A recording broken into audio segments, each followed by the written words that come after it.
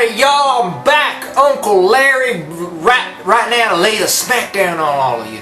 And right now I ain't wearing a shirt because that's what real people from the South do it. We don't wear shirts. Anyway, I'm really upset at you, Pastor David. Big time. Now, you post your new video. You're like, oh, I don't know if pastors are allowed to go around and look at the buildings and stuff. Is that wrong? Long? Now, this is horrible right there. Because don't you know from the Bible what happens with big buildings? Have you read the Tower of Babel? They built it because they wanted to reach God. See, they wanted to reach Him, and God got mad. And halfway during the construction, He was like, I'm going to smack you all down. It's like pow, pow, right there. Where He just blew them off. He's like, get off the top of that building right there. Get off the steeple.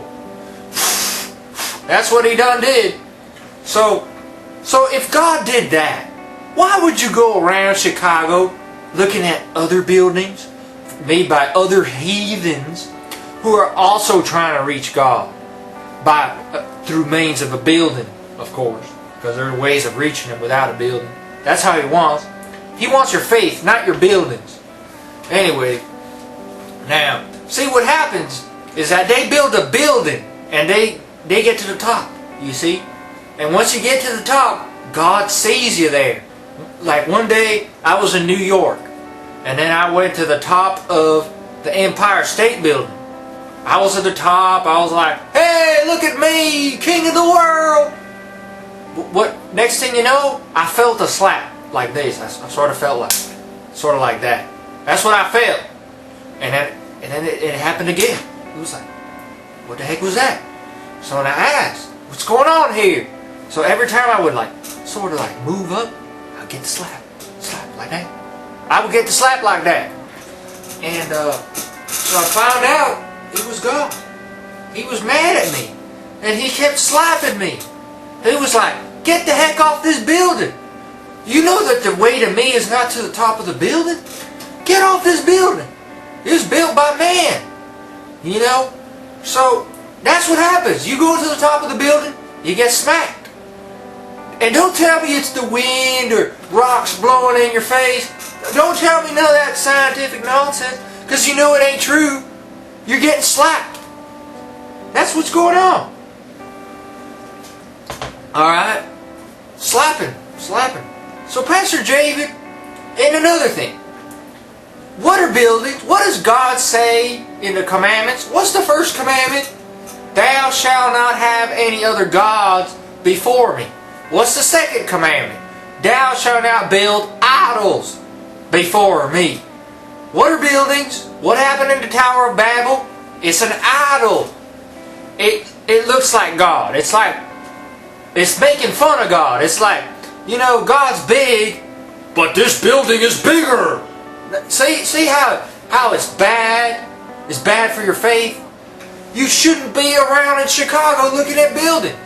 It's going to damage your faith. You know? Why don't you look at natural giant things? Why don't you tour the wilderness? Why don't you look at the mountains that God made? But instead, you got to look at buildings made by man. Now, I know my nephew Yoka, he's going to be like, oh, look, Larry's so right. My Uncle Larry's so right. Now I'm going to make a video rebuking him once again, like I always do, because I ain't got nothing better to talk about than David's personal life. That's how my nephew works. See, that's what he does. See, he has nothing better to do because God commanded him to talk about your life. God gave him the commandment. God, see, when He asked you, would you kill for God? And you said, no, I would not do it because God would not say that to me. Well, to Yoka, God told him, will you keep talking about Pastor David? That's all I want you to do. That's your purpose on earth, is to pick a person and to totally talk crap about them. It's edifying. That's how you edify your brother. You just annoy the hell out of him. That's how you do it. So don't give me none of this nonsense that, oh no, Jacob is being tactless. He's not being tactless. He's doing what he was commanded to do. So you ought to listen to Jacob, who has a direct relationship with God, more direct than you do. He talks to him. He goes on the buildings and well, not on the buildings. He goes on mountains and talks to God, because that's what God built. He doesn't want you to use buildings. He goes onto the mountain and he goes, "Hey God, what's going on?" And God says, "Nothing much, just watching the Super Bowl from the sky. You know, I have the best view ever. I don't need a satellite. I don't need high definition TV. I could just zoom right down in there. I got bird's eye view." And that's what he does. But see, look, you don't have that kind of relationship with God. You don't. You have oh no, let me go on YouTube and hear what the atheists got to say. That's your relationship. That's why you're failing. You're failing on God's calling. So now, what I want you to do, I want you to go to the mountain and start yelling. That's what I want you to do. I want you to be like, "Hey God, how's the Super Bowl? What team were you rooting for? Even though it was a really long time ago, I still don't want to bring up any other newer subjects. Okay, fine. How was the U2 concert?" You can ask him that. But no, you'd rather sit around touring Chicago and looking at buildings. You never bother to ask God relevant questions. Look, He's a people too. He likes things you like. He likes gospel music as much as you do. And you're not bothering to ask His opinion. Why not? Why not? Instead, you'd rather go around buildings. Now, I'm sick and tired of this. I'm sick and tired. How many times I got to rebuke you, man? How many times you got to hear from Jacob? You got to hear from, well, Jesus Freak done backed out. But you got to find Jacob. That's it. And Blue Ridge. You're true brothers in the faith. They're telling you what's right. You know?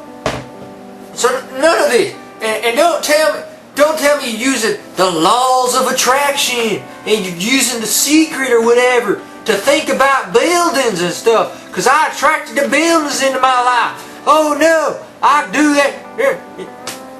Look, that's not what He wants. That's not what He cares about. Now, speaking about this law of attraction, okay, it kind of works sometimes. I've used it a couple times.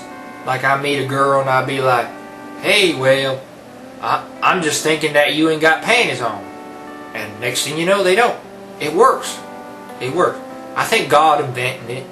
He uses it sometimes for Himself. But I'm just trying to let you know that, you know, that sometimes it works. It really does work. One time I was thinking about a girl, you know, that I really liked, and I noticed that she's like the laws that were attracting her sort of like pushed her. So she was like dragging, like that Justin Timberlake Pepsi commercial, sort of like that. She was dragging herself over here. Magic, it's like magic, but it's the power. It's God's law of attraction. Alright? So, what? Okay, so I went off tangent here. Anyway, so when you look at, see, here's how the law of attraction works in the Bible. Jesus says you can have faith to move a mountain. Now, if you just think about moving mountains, it doesn't get moved. It's like push, push, and it gets pushed. See, when there's erosion, when erosion happens, that's when people are thinking about moving mountains. So, erosion, which is a scientific fact, testifies to that faith can move mountains. And so, mountains are what God wants. He wants you to be on a mountain. So get yourself on a mountain. I'm running out of time, but get on a mountain and start yelling. And your faith will get stronger. I really recommend it. Alright? Bye.